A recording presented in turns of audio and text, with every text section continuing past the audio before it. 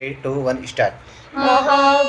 मोहब्बत वालों ने हमारे यारों ने हमें खत लिखा है कि हमसे पूछा है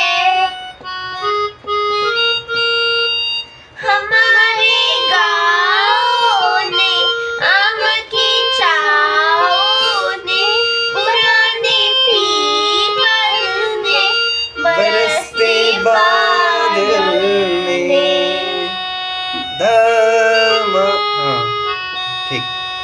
खेत खलियानों ने हरे मैदानों ने बसंती बेलों ने झूमती बेलों ने लचकती झूलों ने दहकती फूलों ने मचलती मचलती कलियों ने और पूछा है गाँव की गलियों ने क्या?